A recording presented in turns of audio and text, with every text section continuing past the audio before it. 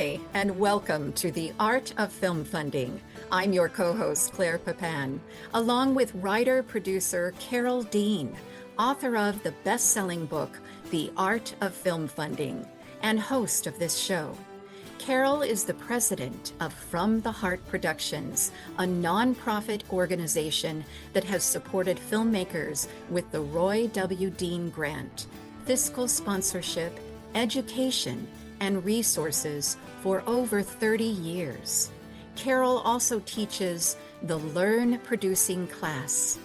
Each class features an industry expert guest instructor and is designed to give the information, guidance, and support to become a successful producer. You can learn more about this class and all of From the Heart Productions offerings at FromTheHeartProductions.com.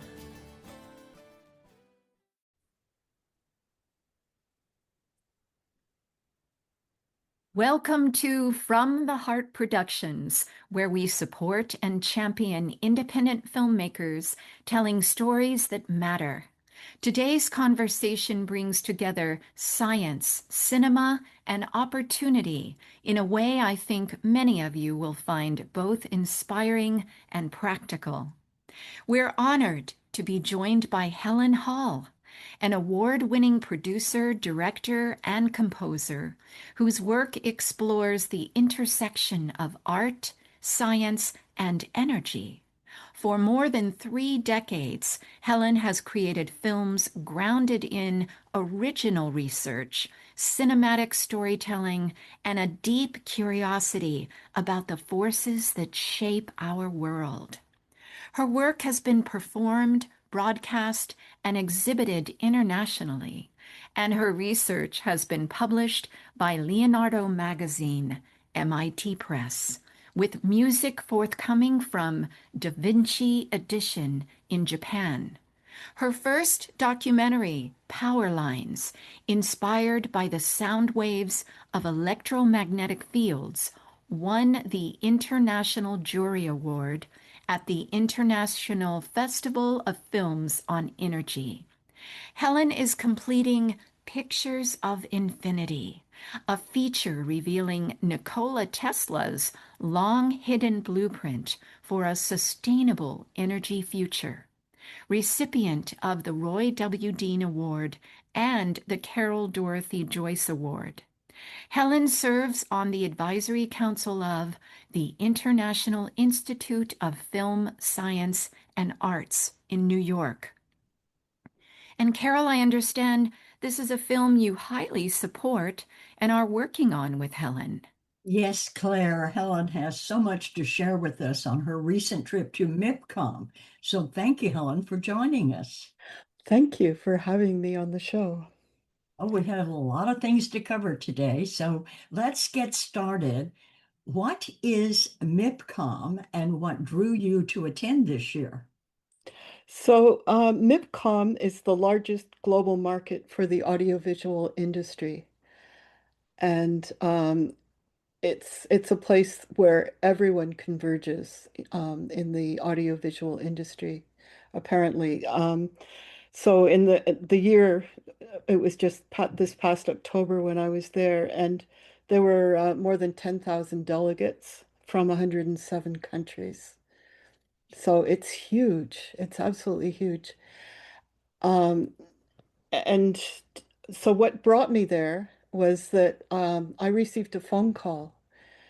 I think it was in late June last year, and on my cell phone, and it was someone from RX Global, which is the organization that manages MIPCOM, and I didn't know what it was. It just sort of came out of nowhere, and then he followed up with an email.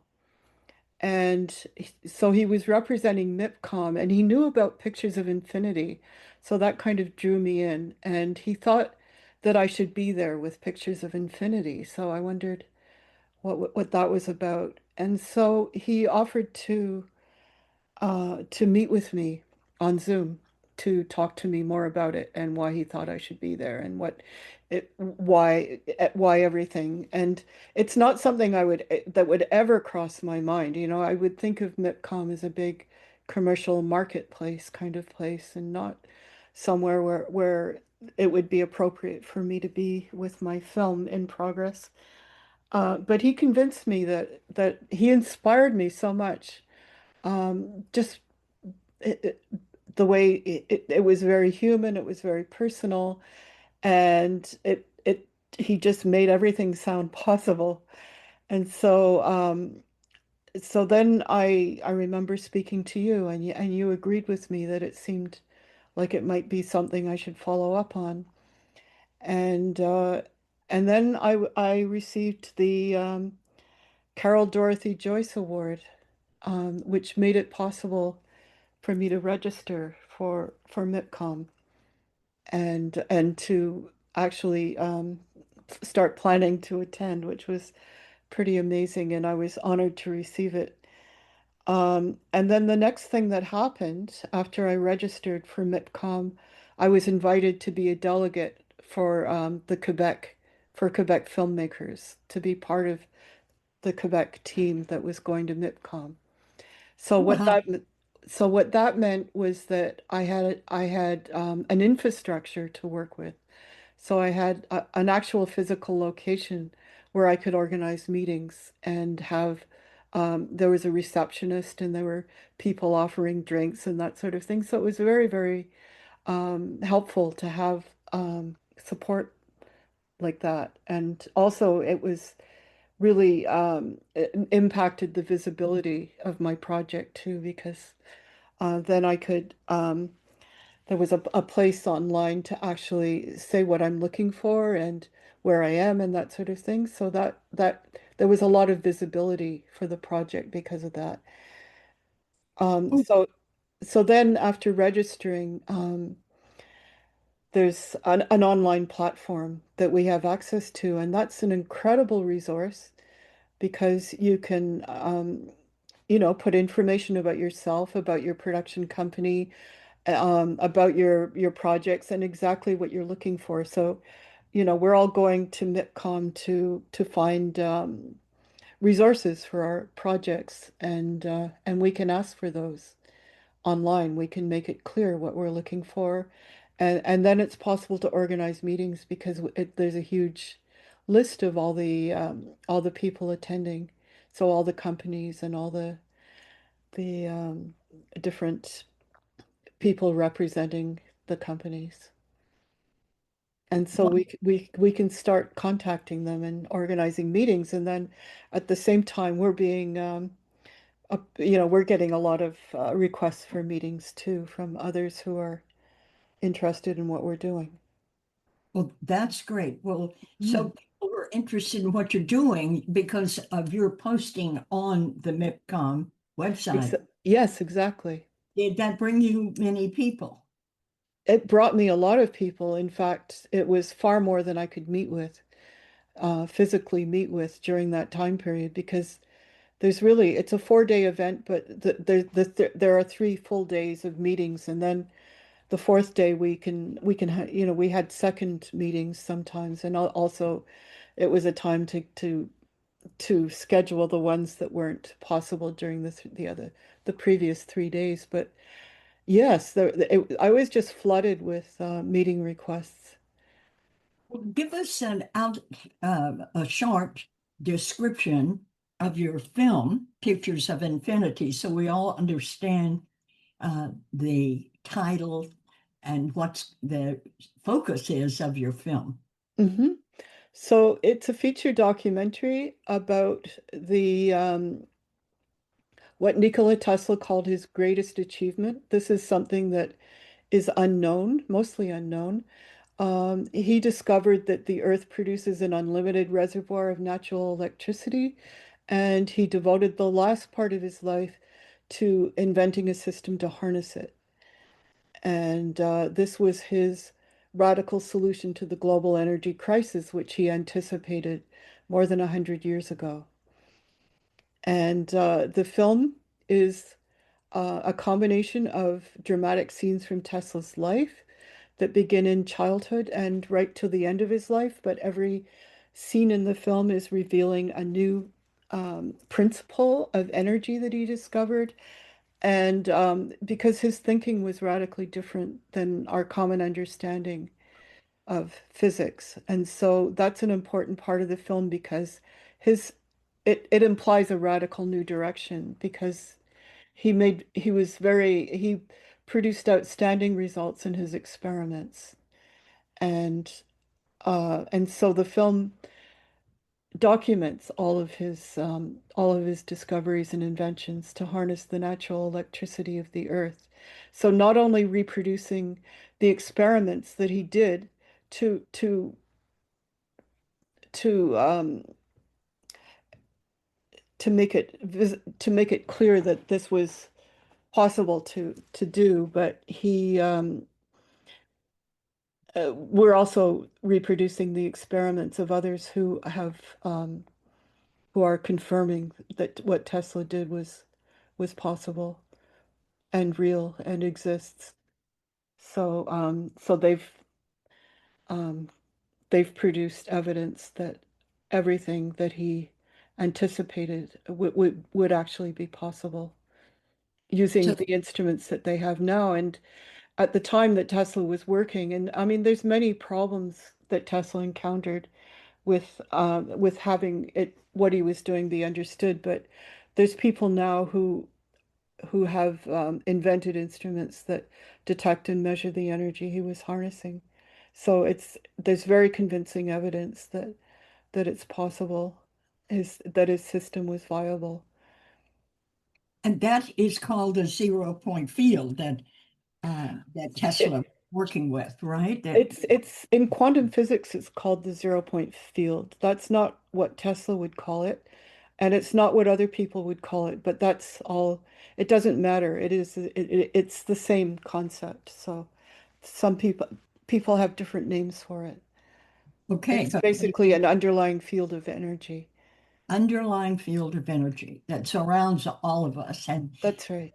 be harnessed. Well, this is brilliant. Okay, so we'll Hmm. get back to MIPCOM.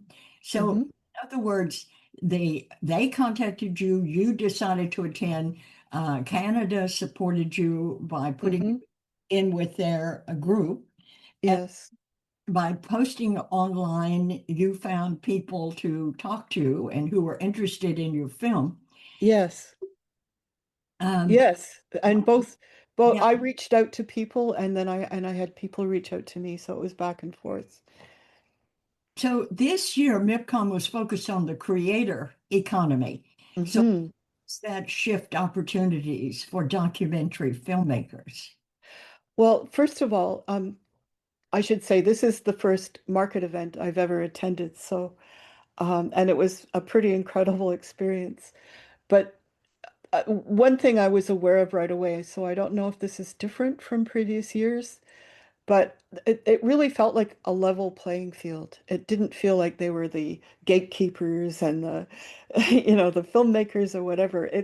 I just felt like we were all together doing what we're doing. And I don't know if it's because of that, but that's what all the talks were about on some level is because um, they say that YouTube has replaced television now, and that everyone in the world watches YouTube like as they would watch television, but the television, sorry, YouTube has replaced television.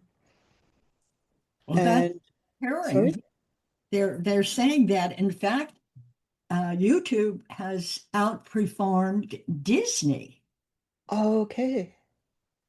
And they also, this was something I hadn't heard before being at that particular event. I hadn't heard that they said that long form content is very popular on YouTube. I always heard the opposite, but they insisted that it was. And um, and so the creator economy, first of all, they say, and I think other people may have heard this before, of course, from YouTube, but that anyone with a camera and a computer can now make content participate. You don't, there's no traditional gatekeepers. And so you have direct access to YouTube, and you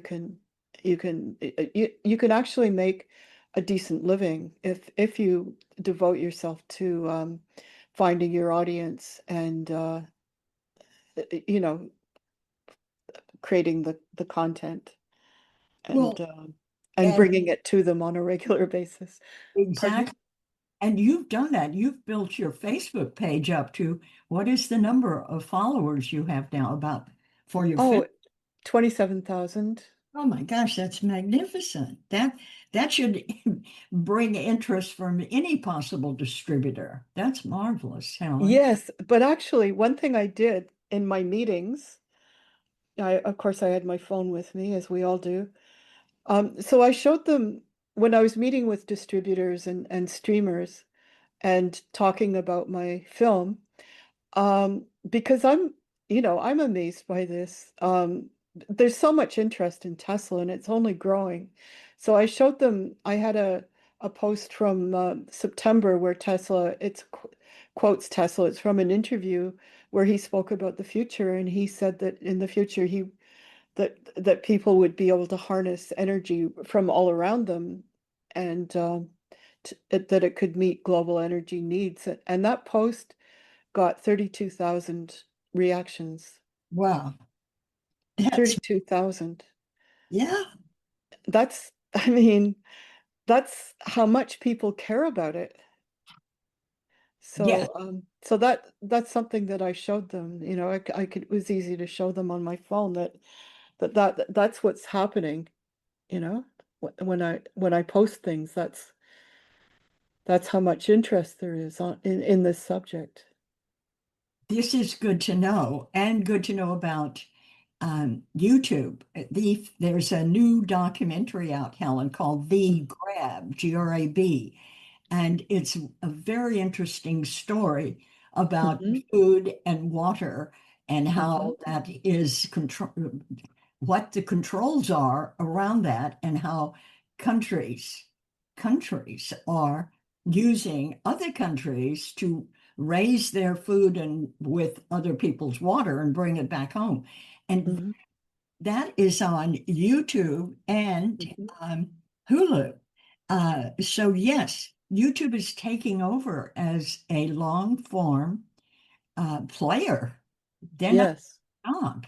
In fact, YouTube was at the center of the whole event this year. Really, The whole focus was on YouTube. And so again with the creator economy, so they gave examples like BBC television had a series on Dr. Seuss, so I don't know all the details, but except that it was a long-term regular series. And so they wanted to bring it to YouTube because that's, of course, but the thing, I guess what they were telling us is that they have all this content, and now they're adapting it for YouTube. So they hired content creators from YouTube to adapt all their series, their Dr. Seuss series, for YouTube. And so the content creators would create little clips, and it all has to do with audience metrics and reactions. And then they develop it according to that. And then apparently they ended up even developing new content based on finding a whole new audience for this material and a whole new interest. So that was pretty incredible. And they talked about all the important things that you people can do with YouTube as content creators. Even it stays with me for some reason, but they spoke about the importance of thumbnails. That's huge, when you're attracting audiences, and you're putting things on YouTube, that the thumbnail is something that really draws people in. it's very important, Helen. You're right, the thumbnail. I've done a lot of videos, and Hmm. if you change the thumbnail, you can increase or decrease the number of plays. Hmm. It is Hmm. force. It's the marketing. Yes. So they were saying that these things are so important, and learning these skills, how to do, how to reach people that way. And then also imagine for filmmakers all the content that you have and how you can find different ways to communicate it. You might make little clips, and or you might find something that has educational value, and so it was all about packaging, and you can package it in endlessly different ways for different markets. And so this was another big discovery of the from being at MIPCOM was and meetings with distributors, is that there was a lot of interest in my previous film, which I could not have imagined. But what's changed now, it seems, is that it's not nothing has an expiry date. So it's any content they can be interested in. It really doesn't matter when it was released, how old it is. That's all irrelevant now. It's all content that's possibly of interest. And YouTube wants more content. Oh my gosh, that's amazing. Hmm. Yeah, but distributors too, they're interested in my experience. So my experience was that they wanted to create a catalog of whatever I'm doing, So it wasn't they're interested in my present project, but they want to know what else I'm doing too. So On that the marketing side, right? yeah, so that it's not just a one project. It's they're interested in filmmakers, in other words, and what they do, not just in whatever the content is that you're dealing with at the moment. So they're interested in you. And so Mhm. that means it's the content creator they're going after, right? That's right. Yes. So it's not just a single project. Wonderful. Well, Yeah. so let's talk about what funding opportunities emerge for you from MIPCOM. Hmm. So I can't speak in specifics. I had a lot of exciting developments. But every partnership that you have, because it's important in the new way that things are working, I think it's more and more important to have um, partnerships with different people, and it's not necessarily a single distributor anymore. So you can have distributors who cover certain territories, like let's say Paris and Hong Kong, and you would negotiate rights with them for those territories, and then you might negotiate rights with someone else for other territories. And when you have co-producers, they represent different territories too. So let's say you have a co-producer in the UK, and then that opens doors for funding that's specific to that territory. Oh, good. Yes. And And that's how it works, and that's in fact how films are being funded now, at least at MIPCOM, is through these partnerships, which open doors to other, it expands the possibilities with every partnership. okay, so the partnerships could be with a distributor or it could be with a production company, right? Yes.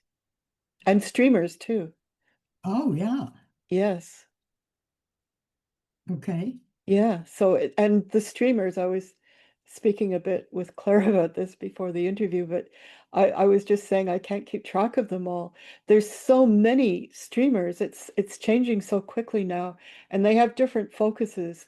But what it's doing for film is that it means that films now have a much longer lifespan in terms of being distributed, being seen, and being acquired, I guess, by distributors and streamers. And Now, and they can be in different forms, as I said. So you can do that on YouTube, but the streamers are doing something similar too. They're packaging content in different ways for different markets, for different audiences. yes, and I spoke to Tom Malloy recently, Hmm. and he had a distribution company and he sold that, and it's now part of a larger distribution company. And Hmm. Helen, he said that by the time your film is finished, we will have it on 30 different streaming platforms. I didn't Oh even my know God. there were that many. Right, exactly. Yeah, so there's all these different forums. It seems every time you turn around, there's a different forum of streamer, Yes, different platform, different monetized in different ways too. Some of them are subscription based, and some of them are ad revenue, that sort of thing. right. Well, it's wonderful to stay on top of that. So, Hmm. um, so go back to the meetings and tell me what kind of meetings you had and how, let's talk to the audience about how you prepared for the meeting and what went on, what results came out of them. Hmm. So I prepared for the meetings by, again, once registering for the event, it gives us access to the digital platform. So it's very, very important or I would say that it's probably the most important thing is that you make it clear what you're looking for, and uh, and you put that out there. And then I also prepared a one sheet for the film, and that's it because everyone's really overloaded with all the all the information, and so I just stuck to one sheet, and the one sheet had active links on it. So if they wanted more information, it linked to the trailer, to teasers, and um, a sizzle reel, and other documents on Google Drive. And so that's what I did. That's all I didn't actually give it to them. I just linked it. They had a link to it. Well, tell me, what did you say when it says you're saying make it clear what you're looking for. So how did you describe your film and what you're looking for? Oh, I said that I'm looking for co-producers, broadcasters, and distributors um, to help to complete my film and bring it into the world. Great. Yeah, actually, I have the exact text here. I said, seeking co-production, distribution, and broadcast partners to bring Pictures of Infinity, a feature documentary about Nikola Tesla's blueprint for a sustainable energy future, to audiences worldwide. So that was what I said. Great. And how were the results of your meeting? Were they positive? Oh, they were incredible. So I was really surprised. And I was also surprised that I think I always felt a bit apprehensive about the business part of filmmaking. And I just found it so easy on some level to meet with people and to talk to them. And it was people from all over the world too, and there just seemed to be so much common ground. And so the meetings, yeah, so it was very inspiring, and I received a lot of positive developments as a result. So I'm in discussions with co-producers, distributors, and streamers right now. Wonderful. Hmm. Well, Helen, see, you overcame the fear of going into the corporate world because Yes. you're the carrier of the story. This is your film and you know it. And Hmm. that knowing, it's in your DNA, and people feel Hmm. when they talk to you, there's no doubt you will finish Hmm. this film. And that's what they want to hear. They want to hear your own confidence. And definitely you have that from your Hmm. connection to this film. Yes. Well, I wouldn't, yeah, I wouldn't know that that was exactly what it was, but I do know that I was surprised at how comfortable I felt everywhere, and it didn't, there wasn't anything um, challenging about it on that level. You were comfortable. Yes, totally. And I looked that, forward to every day. I wasn't, it was just it could have been. Again, I can't begin to describe it, but just so many people from so many different countries and all being so open to new possibilities. And um, interested in, well, there were, again, there's a lot of interest in this subject, so I really felt that. And it is a global subject, and Tesla is known everywhere, pretty Wonderful. much. And known as something other than the name of a car company. Exactly. Well, just tell us how attending MIPCOM influenced your funding strategy for Pictures of Infinity. Well, it opened it up.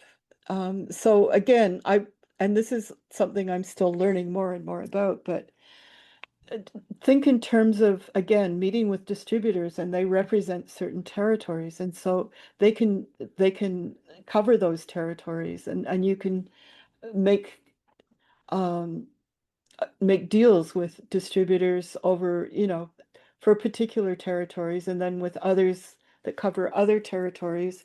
And the agreements can be made over periods of time that make sense for the film. I'm still learning about this part of it. This is really important. And but it opens doors, and in Canada, for example, I know it's different in the US, but um it opens doors for funding that need where you need an agreement with you need partners. And so it opens the doors, but then it also opens the doors because of whoever you're partnering with, and what resources are available to them. So Right. it's expanding your resource base, let's put it that way. And not using just one person for all rights. That's Exactly. That's very, very important. In fact, it's critical. yes. I hear many filmmakers who are so totally disappointed in their um, distribution company. They're locked into an all-exclusive agreement, Right. and the distributor is doing nothing for them, and they can't get Mhm. out. So Oh, short, that's terrible. broader description of what you want to achieve, and times. Peter Broderick suggests you get the shortest agreement possible so that you Mhm. can pull out if they're not doing a good job. Yeah, I've heard that too. Um, but also for everyone, I would say if you have a subject, if your film is exploring a subject or a theme, or has some connection to other locations, then think about partnering with people who would also would share your passion for whatever you're doing. Excellent. So tell us a moment at MIPCOM that surprised or inspired you, something that filmmakers might learn from. Um, there were many, but I think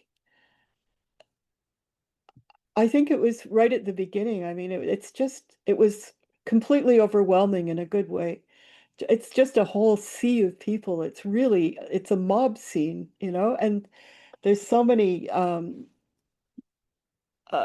different countries, people from everywhere.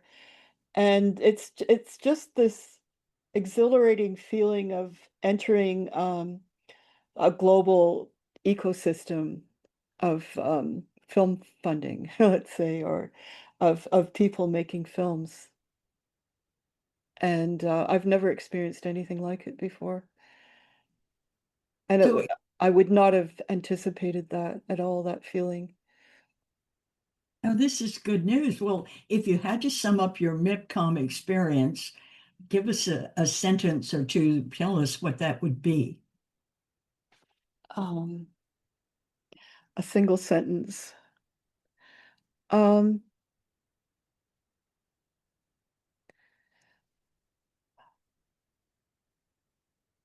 I think it would just be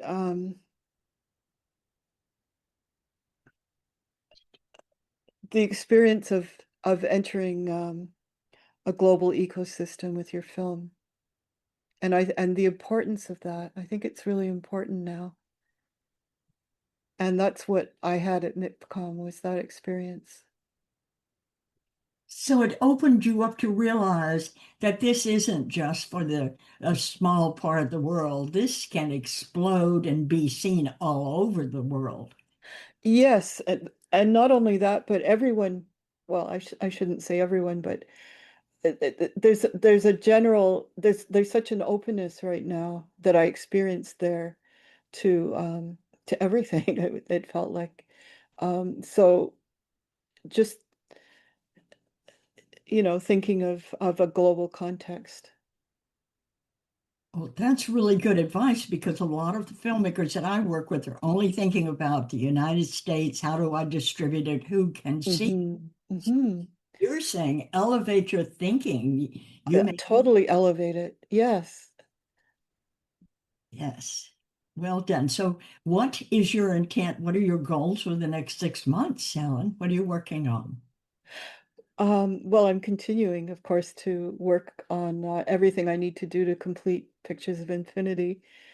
So, yeah, so I'm working, of course, now I'm actually working with some of the people I met with at MIPCOM. So we're already making progress. Wonderful. Hmm. And would you go back? I would absolutely go back, and I'd go back to other events too, um, that were if there were opportunities, and I would really recommend that.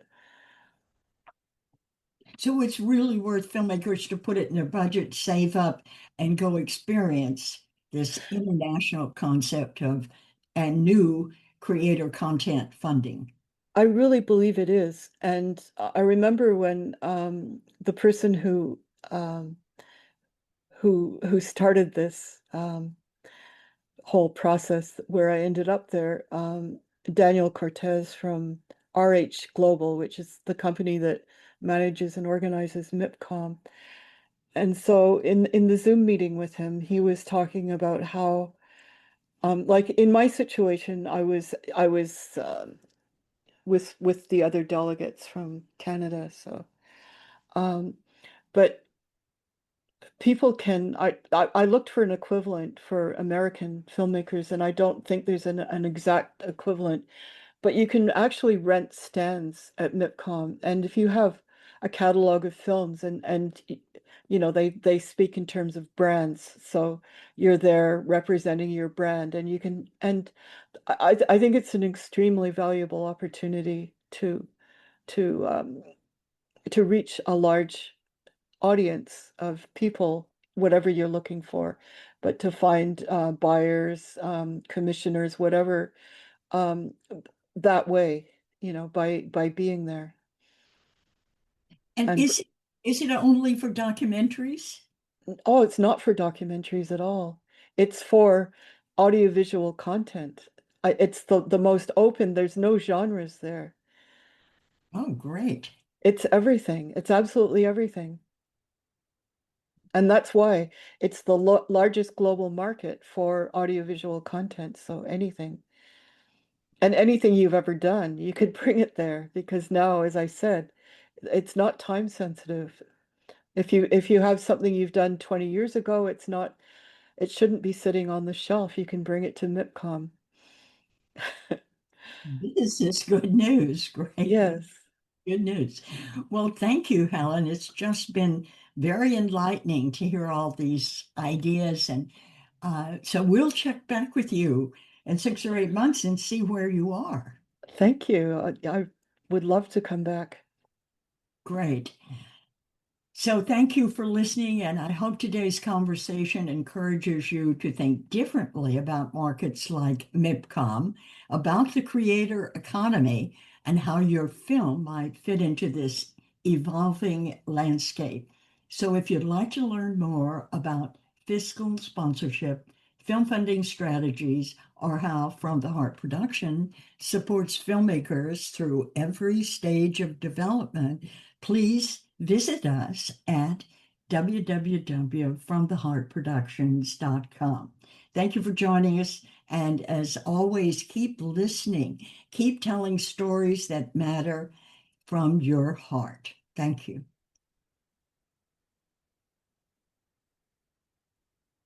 Now, in its second edition, Carole Dean's popular book, The Art of Film Funding, has 12 new chapters to cover all areas of film financing and how to avoid expensive pitfalls. Learn how to start with an idea and end with a trailer, how to make an ask for money, create your story structure and your trailer, legal advice, fair use, successful crowdfunding, how to ask for music rights, and what insurance you can't shoot without. Available on Amazon under Carole Dean and at FromTheHeartProductions.com.